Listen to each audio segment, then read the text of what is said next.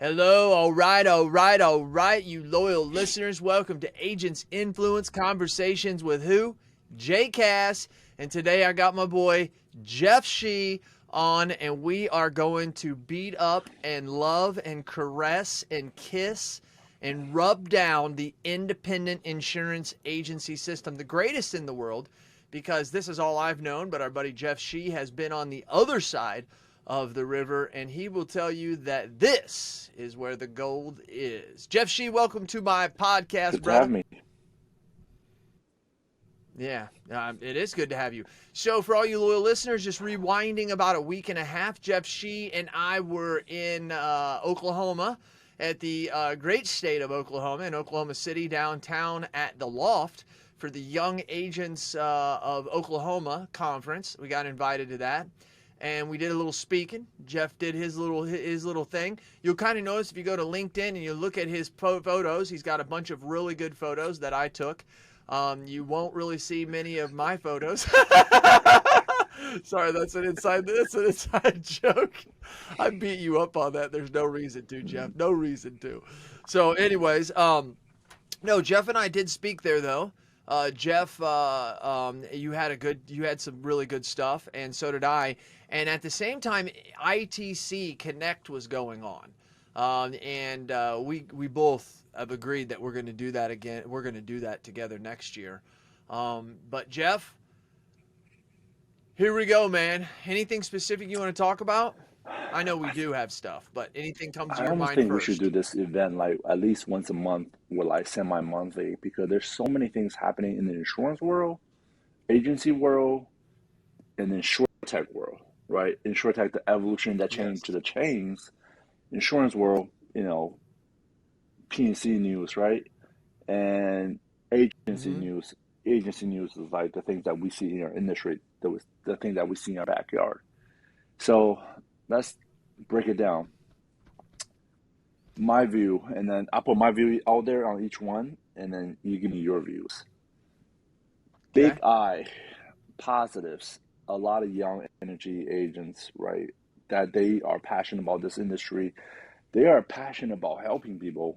Some of the committee people, I was like, man, what y'all getting paid? And they were like, we're doing this for free. I was like, wow, you guys are doing this for free. You care about your environment. You care about the growth of the space.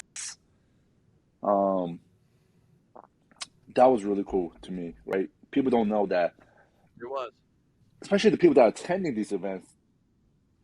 Some just go there for seat credit, but they don't give these people enough thanks that they're doing this out of their own voluntary time. What's your take on that? No, I agree with it emphatically. So, I was one of those people. In 2004, my boss said to me, Mike Beard, who's my favorite, who's my number one mentor, he told me as soon as I started with him, a couple months, he opened up this magazine. He said, Jason, you see these young agents right here? You need to get involved with them. He's like, because they're going to teach you a lot of stuff. I went to my very first meeting. I was allowed to sit outside of the committee meeting and just watch it. I left the room. I went to the lady who was running it, and I said, I need to be on that committee because I'm going to run it. And she started laughing at me, and I took it offensively. I'm like, no, I'm being serious. Like, I'm going to run it. And at the time, I'm 23 years old. And so I did. I got appointed to it the next year, and the next year I was appointed to run the thing. We won the Young Agent Committee of the Year in 2006, 7, and 8. In 2009 was my last year. I was elevated to the National Young Agents, was there for 2 years, and then I chaired that. Did all that absolutely free. Now, the Big I or the state Big I would pay for my trips to go to these events, but I was paid, and my agency owner was on my ass about some of that stuff. I've said for over and over, I owe the Big I for what they've done. I don't think I owe the Big I for how my agency runs and how I do business, Mm. but I owe the Big I for being on this podcast and being recognized. So I really truly do, and I believe in those young agents. And I just want to end with this: I think the national Big I is a waste of time, other than legislative efforts. But I believe the state Big I's, the states, the Hmm. individual states, have the best intention of the agents in that state, and they want them to grow. I truly believe that with all my heart. Mm. Good Yeah, takeaway. it is a good takeaway. And pivot to ITC. I never do ITC event, and this Right. is the first year that I am actively on LinkedIn and paying attention to ITC event. So if you want to read about the posts, go on LinkedIn Hmm. and even Facebook, and then just look up hashtag ITC 2021 and ITC Vegas 2021. There were so many people there. There were so many So people Jeff, like, let me give you my take on that first, okay, okay? Because this is the truth. You were at the Allstate at the beginning of this, hmm, but when it started in 2008 by Jay Weintraub and by Caribou Honig, their whole point was to get people together to find their VCs, their venture capitalists, and they wanted to find people that they could invest in. And there was hmm, all this insure tech talk. And so they thought, hey, and anybody who is a loyal listener knows I interviewed Caribou both times before their last two events, and he's explained this. And he created this as a way to put all the people in there so he could go find people that he could invest in. And that's why I'm really surprised about this year. This year was about the agent. And I think it goes to what we need to talk about here. The first 2 years was all about if you were an agent going to that paying $1,500 to $1,800, Jeff, it was a waste of time for an hmm, independent insurance agent because they didn't need agents, right? hmm, That was their game plan. And now they need agents. So now it's like the independent agent there who owns the Main Street business now is like everybody's in love with them. And I think that's where this year was different than 19 and 18, definitely. That's my opinion. yeah, They agreed. all need us in the end, Jeff. They all need us in the end. And then I'm just watching like Nationwide just have their 350 million venture cap rolled out, and I think they filled the whole 350 million fund. And there's a lot of money floating around out there. Last night I saw another fund that went up for 550 million, and it was targeted towards seed money.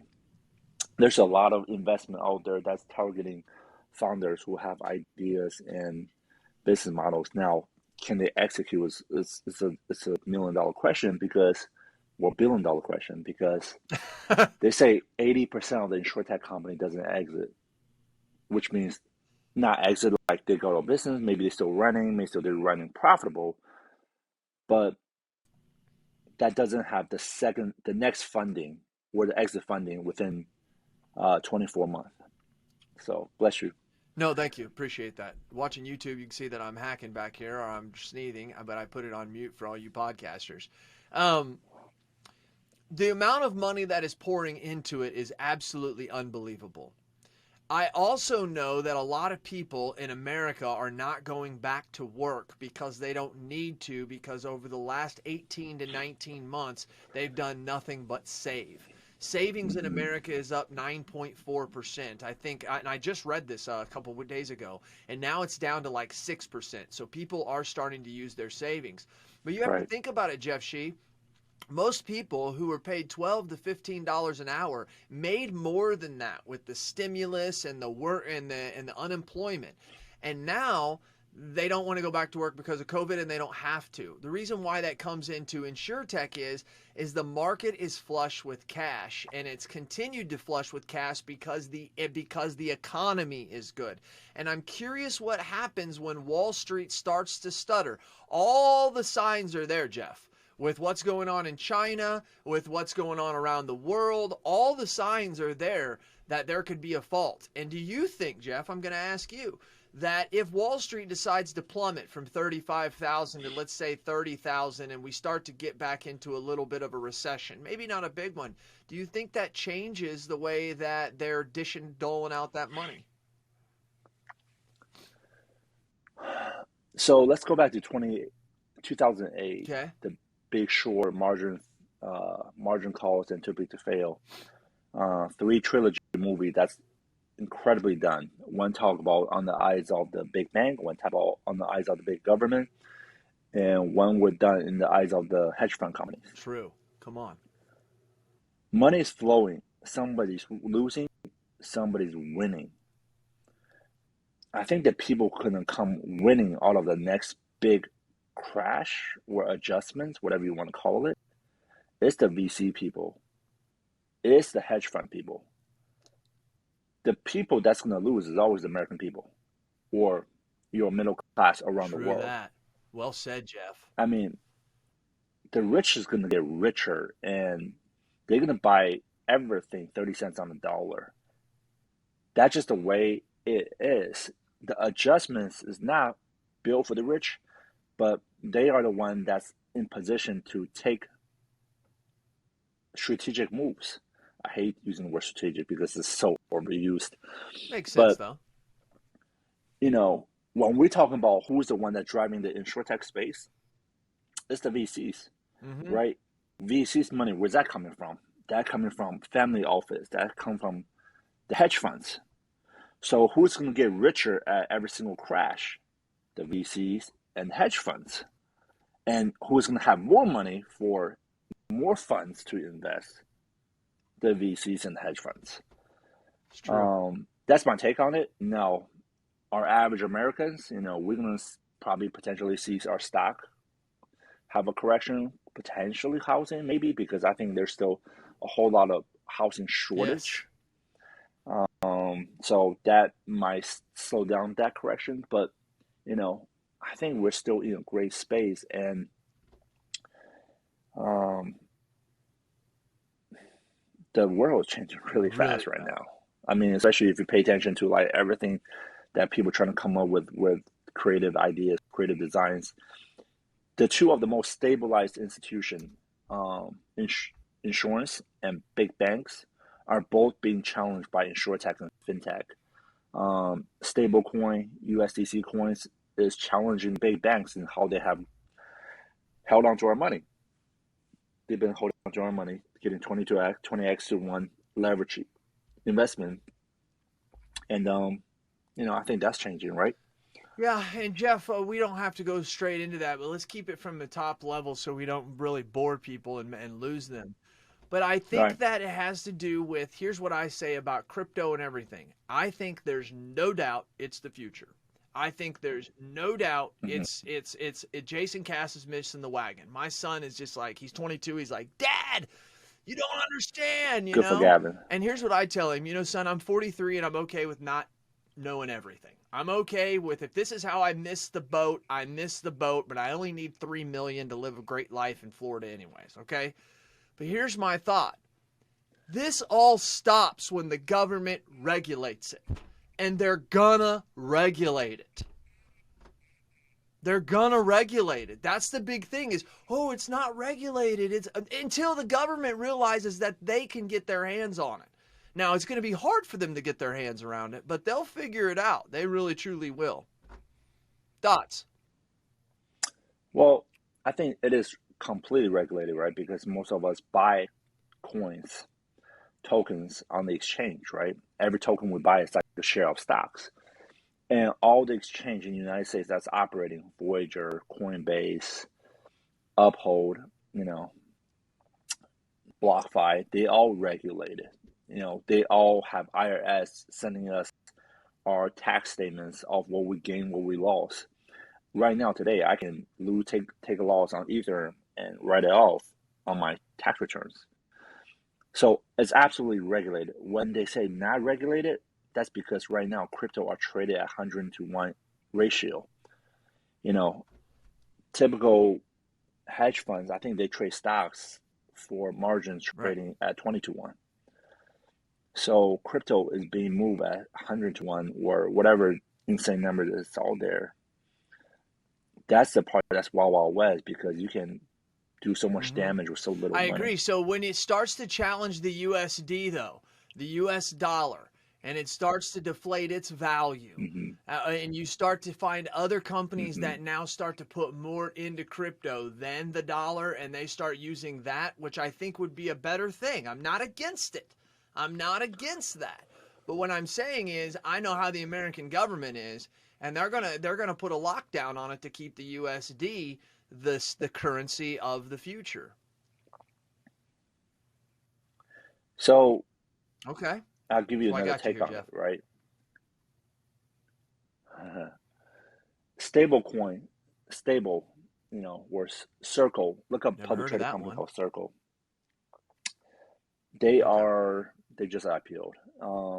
or in the process of IPO. So they are going to change the market. Right now, there's about $26 billion as of today, October 18th, right? In the USDC stablecoin market. That means a lot of people deposit their money dollar for dollar. $1 equals to one coin. They don't get the up and down, the upside of crypto like Ethereum, Bitcoin, but they get a decent return from 4% to 8%, Okay. depends on which exchange you're on. Makes sense. So Uh-oh. I'm going to take you back to time. The British government used to invade colonies, right? They used to invade countries. They had 1.200 some country they invaded. A lot of resources, a lot of lives lost, a lot of tax dollar used to invade those countries. And then in return, they are able to sell their OPMs. They are able to take their diamonds, take their oil from the African countries, and then plummet wherever they invade and bring it back. Once World War II happened and they had to pull all the troops back, they let go of their colonization. They had to figure out a new way. That new way was the Bermuda, Ireland, Right. Singapore, Hong Kong, Caymans. It's called tax havens. It's called, direct access to Berkeley Bank. Berkeley have like 380 institutional accounts in Cayman alone. Each account probably billions and billions and billions Yeah. of tax haven money, right? In the term of insurance, what we call a reassurance. That's how the rich wash their money with the reassurance That's right. product to get a yield on the return, right? They say 2003 there was something like 43 trillion, and then they 2003. stopped counting. Yeah. Jeff, Yeah. you talked to me and a couple other people about this when So we were in San Antonio. I don't want to cut you off there because this is very good, loyal yeah, listeners. You need to pay attention to but this. hear Hmm. me out. Here's the next part of the money, right? We're trying to understand the money. How does American fight back? How does American fight back with so many American money? Apple, Pfizer, Cisco, Tesla sitting in Ireland. Hmm. Probably all say State Farm, Nationwide, right? Sitting in Ireland because they're getting a cheaper return on their tax dollars, right? Because you know our federal government like to tax our corporations. So how do we bring the money back home?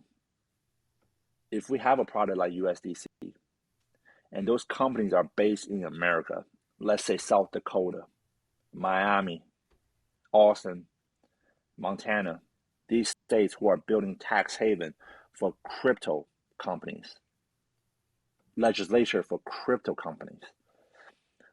So traditionally, the big bank states are Indianapolis and Wilmington, North Carolina, and Charlotte, North Carolina.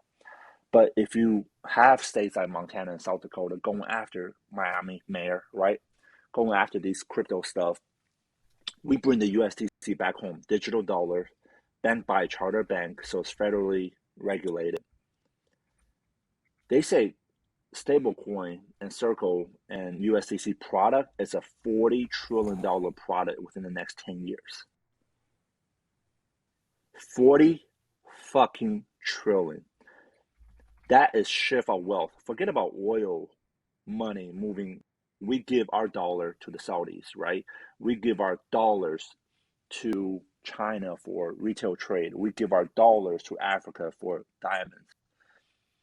These are transitional transfer of wealth where one country Right. give away their money for a product that gain, right?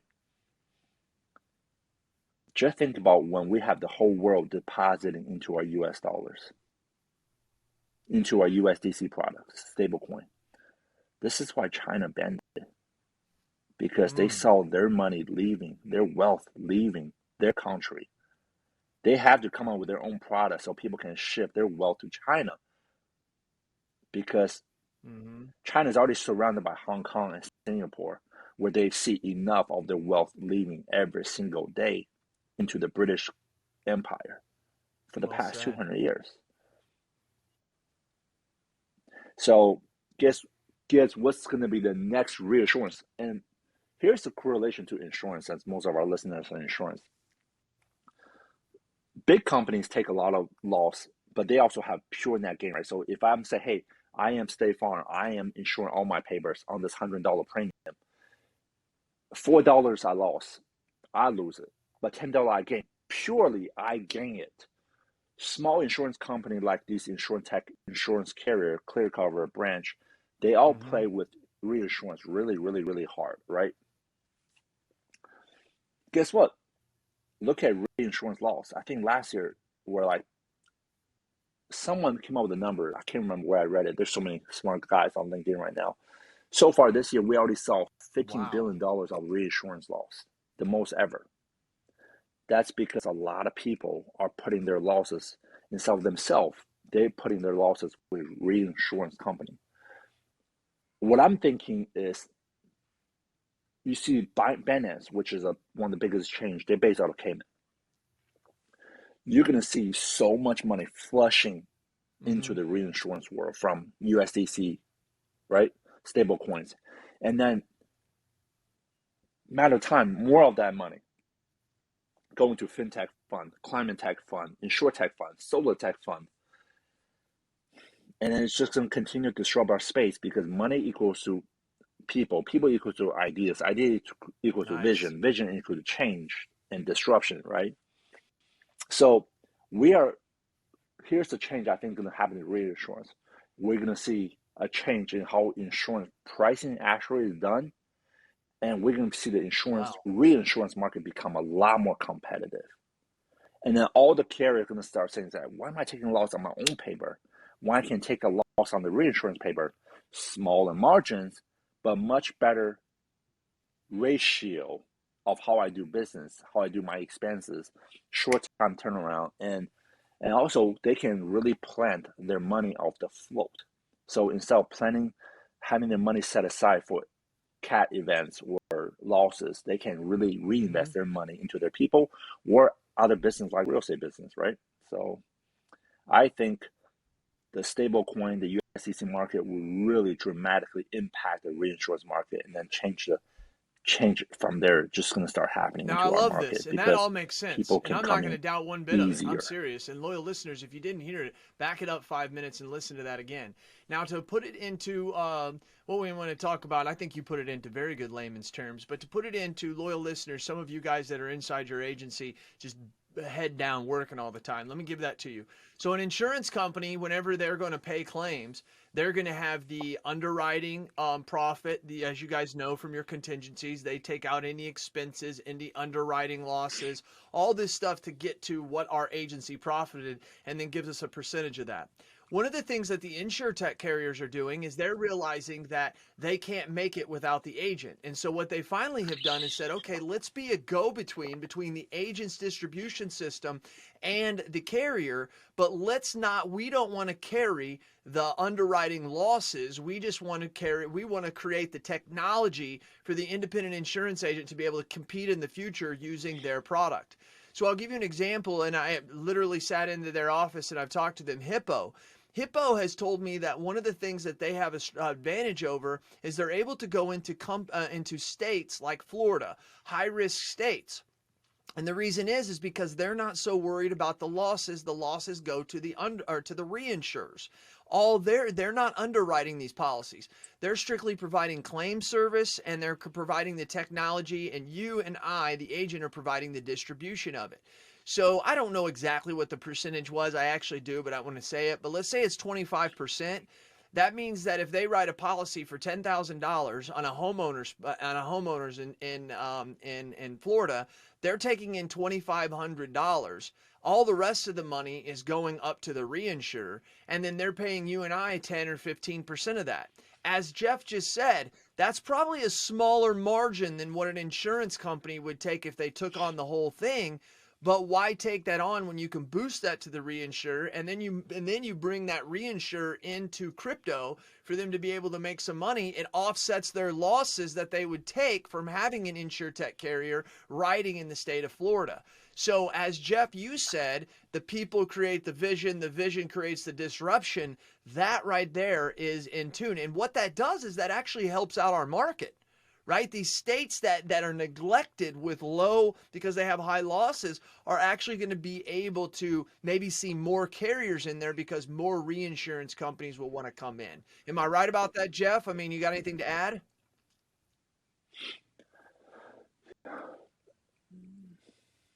I think so. Yeah, I mean, when you invest in a company, especially insurance Yeah. company, you're scared of that big, massive Mm-hmm. storm like Sandy, right?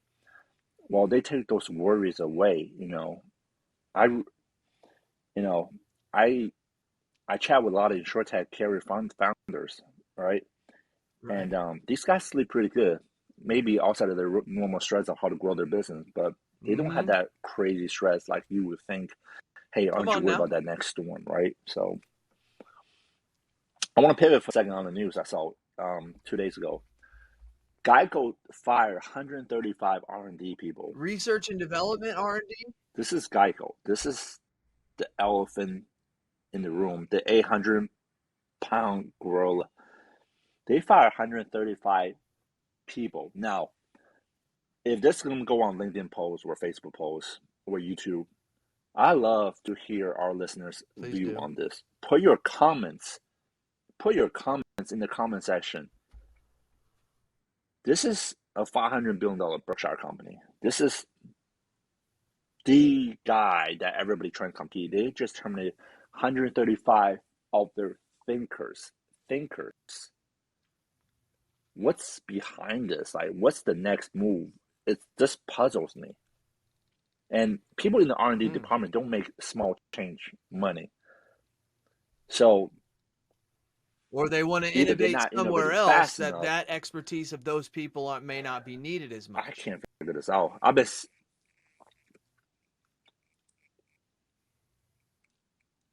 where they just like, F it, you guys have not done a good job. We want to send a message. If we're not innovating, you're off the boat. But 135 people, like, man. And then what's funny is I saw this one girl who got terminated. She's in I bet. Indianapolis. I bet. She literally got a job 2 days later. Salesforce hired her. Lots of money. Lots of Salesforce power. hired her. Salesforce is a smart, innovative, public traded company that have a lot of money, right? So that's how you her resumes. And I mean, It's true. these people they can go somewhere and they can potentially change the industry again. You tell me the people at Allstate, State Farm, Progressive are not dying to get their hands Totally. on these people who know the Totally. whole Just inner not working just of not all the their the the mechanics, all their information systems. they know, but as you said, of what they know of those other companies. I always wonder how that goes on, right? You see somebody who worked at Facebook, and then they also worked at Google, and they also worked at some other place. I'm thinking to myself, like, man, I mean, they gotta be using those secrets whether they're allowed to or not. I mean, it's just only, I mean, you were around it, you saw it. Why would you not say, hey, this worked, or hey, we did this at Google and it didn't? So I do agree with that, especially on these Mm-hmm. people. Now, 135 people who make a lot of money, I think I like what you're saying here. But if it goes to some of the stuff you've been talking about for the last 10 minutes, it only makes sense. Are those R&D people able to look outside of the shell they've always looked at as regarding insurance and tried to say, I mean, think of Berkshire Hathaway. They've got to be thinking because they are a huge reinsurer in certain areas, but they also have the retail side that has to make them start thinking, hey, how do we offset some of these losses, right? How do we start to do some of that without necessarily being an insure tech? And maybe these people here, these hundred Mm-hmm. and whatever you said, um, they can't get outside the box. I'd love to know the average age of those people, right? That'd be interesting. Bet you it's not a bunch of 20 and 30-year-olds. For real? I think it's pretty young. No, actually, I think it's pretty young. They are innovative people who try to cut their I teeth heard a into I the heard industry a saying and the other day, willing to Jeff, that work I thought was 45 to great. The guy 55 to said 85 an hours. entrepreneur is the only person in the world that will work 80 hours a week to prevent him from taking a 40-hour a week job. Ain't that the truth? And You my ask son ourselves, asked me that. why do we do Dad, I this mean, why he madness? works 8 to 5, he's always Like, why home do and we stuff, do it and to I am as ourselves? well now, but when I was younger, I wasn't so much. And I said it's because it's what I'm building for the future, right? I don't want to be rich today, I just don't want to work forever.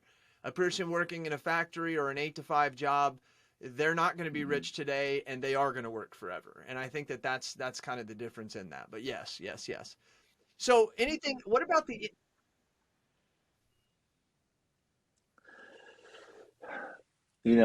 Sometimes we just never know who's right. At the end of the day, if they have a richer Mhm, life, surrounded by their friends and family, and they get to they see do. their, loved ones all the time, That's why you need to be an entrepreneurs have some insurance high agent because you don't divorce have a high rates. divorce So, rate. Because I mean, you you know, actually get to make up. sometimes we You just know, never you know get to which one's actually right. make up your So, own schedule and agenda. I mean, I run four different companies that all make that are very profitable, but I still sleep 8 hours a night minimum. I still see my family until 8 in the morning, and I see them after 4. I think the reason why, one of the reasons is that number one, entrepreneurs of a startup, both billion-dollar company, a little different than what Jason's doing. But I think one of the problems even independent insurance agents have is the lack of delegation.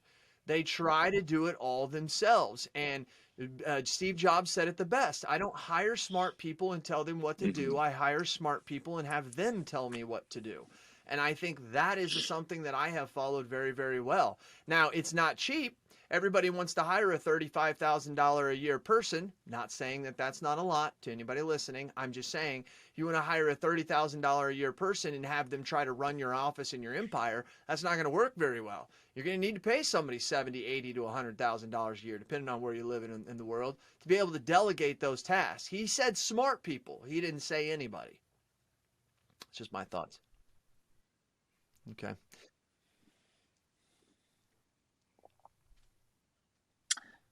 Agreed.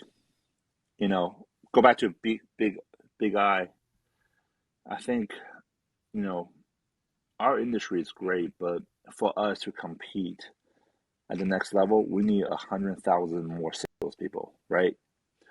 Between the direct appointments to the Wow. aggregators to the franchise networks, I think there's probably close to 100,000 sales force out there. Um, if you add the captive guys, there's definitely 100,000 plus. But for us to compete in the next level against the big direct to consumer, the guy going progress of the world, we have to add at least one salesperson per agency that's full time selling and that have leads pumping in, Well, and think about because that's this. the only Most way this agents industry go can compete after is non-standard literally to business, just go back to the right? And I hate simple using the stuff, the word basics. non-standard, but there's agents who excel at it and make a crap load of money. And then there's agents who go out after the above average to preferred client. And I think one of the problems that I don't think personal lines is going to go away, but I believe segments are. For instance, Tesla Hmm. now is going to be coming out with their own insurance. And I love what they've done. They're doing away with married woman, man, their age. They're doing it all away. It's just based on how you drive.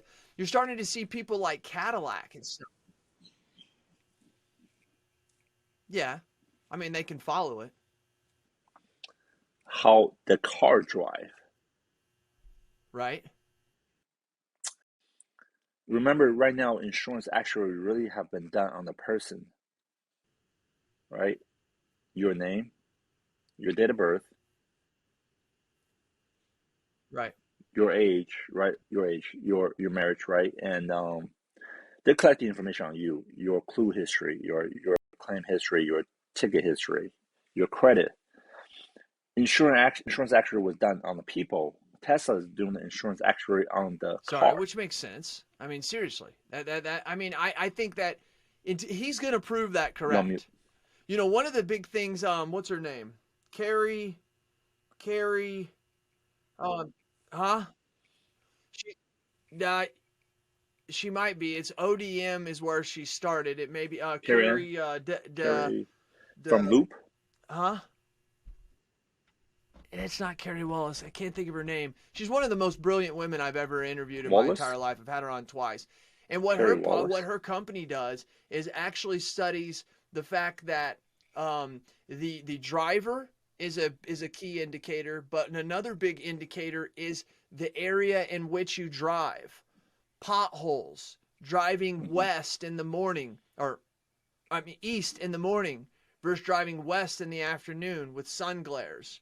How fast are the curves? She has she she has software that proves that. And I even told her, and I told her if she makes this millions, she needs to get me That's involved. crazy. I could see in the future where Google Maps doesn't just give you the fastest time, but maybe it could give you the most safe way to go. So this way is an hour and 25 minutes. This way is an hour and 35 minutes, but it's a lot more safe and is proven to have less accidents. Yeah. And so I think this. So here's what I'm going with. When you have Cadillac and some of these companies are coming out with, hey, I for can see that. $1,500 a month, you can have a new car, right? Every month or week or whatever that is. And they supply the insurance for that. I think we're going to start seeing the Teslas and the different models to Hmm. where my point was, is that segment of Hmm. that above average to preferred client, I think is going to shrink. I don't think it's going to go away. I think it's going to shrink. And I think that's going to put agents like myself, loyal listeners, because I'm the person who doesn't write non-standard business. I'm the person who only writes above average to preferred.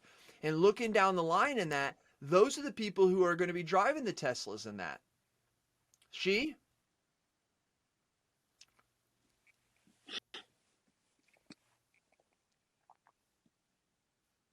You know what's also shrinking? Mm-hmm.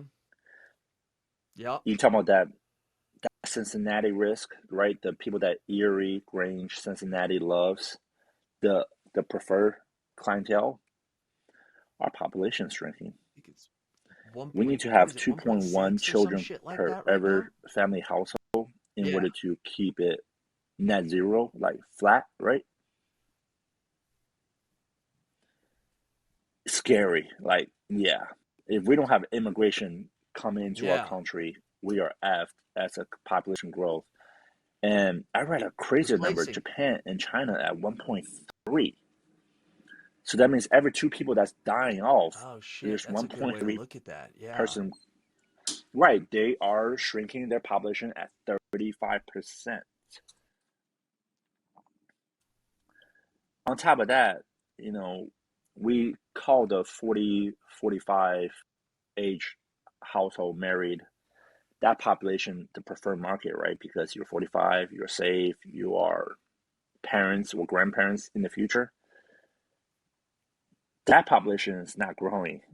The population that is growing is the people who don't want kids, the people who are just renting, the people who are just driving around their Ubers, right? So we're gonna see the landlord product really grow. The people like OB of the world really is in a good place because It's pretty people can wild. have 10, 20, 30 more rental properties because of the new lifestyle that young kids are building. So So I found yeah. her. So that Carrie market Ann is already Nadayu. shrinking not by Tesla, That but is her just name. by I'm natural telling you, Jeff, you got mortality. to get to know this lady. Yes, she is the CEO at Loop. You were correct. You were absolutely correct. I'm looking at her activity here. She used to be with, I guess she rebranded Loop because it Yeah. used to be like OBD or something like that. Yeah, she's from MIT. That woman is impressive. She sees the world completely different.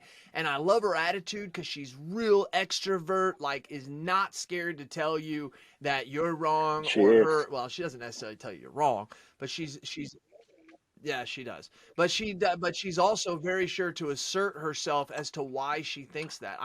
I'm serious. I think she's probably She one of the does actually. top 5 smartest people I've She's ever very talked strong. to. And I'm not talking women. I'm talking smartest people because when you hear her, she's very enjoyable. Okay, yeah, okay. Yeah. Well, I mean, she's energy conscious. God love her. By the Hey, way, my wife Jay is Shi, I walking want to into wrap this something up. I like try that. to keep them a little bit So I was short about to now. do a Let's podcast in the let's try and dark. wrap this up in the next 5 minutes. Um, but I think how this is overall affecting the industry is kind of what we've been talking about here.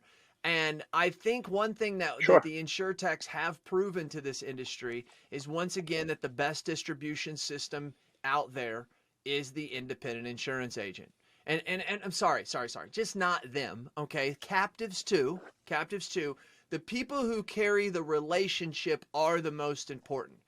And I think in the long run, insurtech carriers believe that technology will drive this. It will.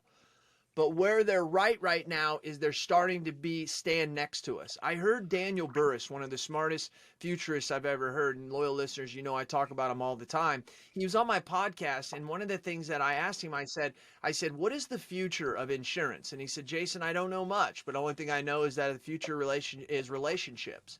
And he says, here's an example to take us outside of our cocoon. It's not so much the lawyer with 4 paralegals who is trying to fight and trying to find that is trying to get a client based on prior court records or court cases. It's now that one lawyer who has AI technology and other things around him, technology around him or her, that allows them to now excel more than the 4 paralegals.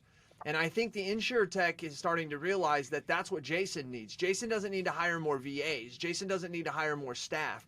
Jason needs to have the technology of 5 to 10 staff members. And I think that once the InsurTechs really start to figure that out, that's where their genius is, not trying to set rates, not trying to say, hey, we can make you more efficient, but actually saying, how can we make Jason more knowledgeable at the time of sale? It's all about claims right now. It's all about the service. It's all about how we do this for insurance companies. How is an InsurTech carrier valuable to me at the time of sale? When they start figuring that out, then they're going to have some really, really big breakthroughs. They really, truly will.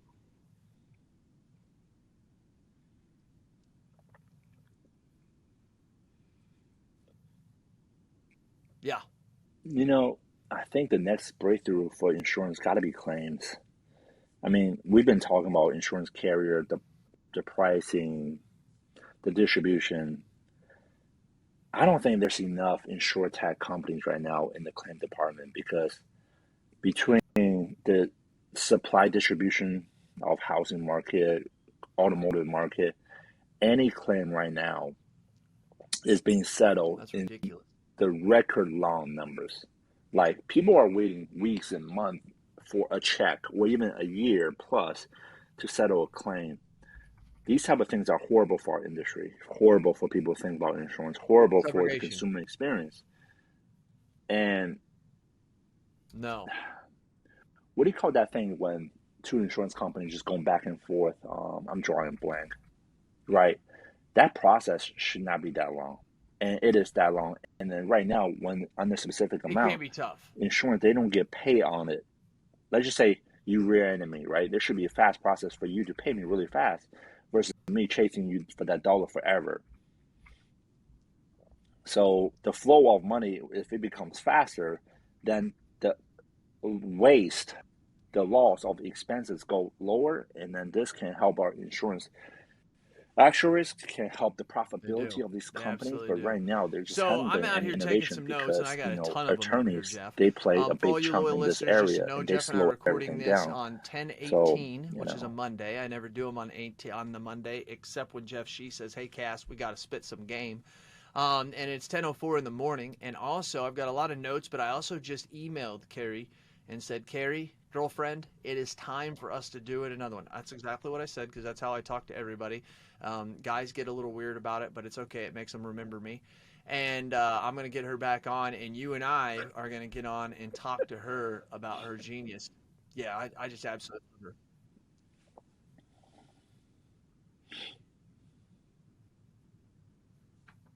Yeah. That's cool. Yeah. I love for us to, I might look into my connection a little bit. I love for us to chat with somebody from the reinsurance world, whether it's Munich Re, American Family. There's a lot of reinsurance ventures, maybe Hudson Capital, right? Um, they are seeing money flowing like never before on the both side of their venture side and their reinsurance side. So that'd be kind of cool because I like that. Well, the this is reason why I'm really one of the fading biggest off here, changes I'm into our trying to think if industry, I know and we anybody need at to that get high some of their level. boys out here. Somebody who's high level, but like is high level of the high level, right?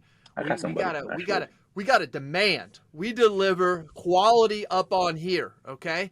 Jeff Shi, I'm gonna let you go. Anything you want to say wrapping up so I can get back to selling insurance? Mm-hmm. Yeah.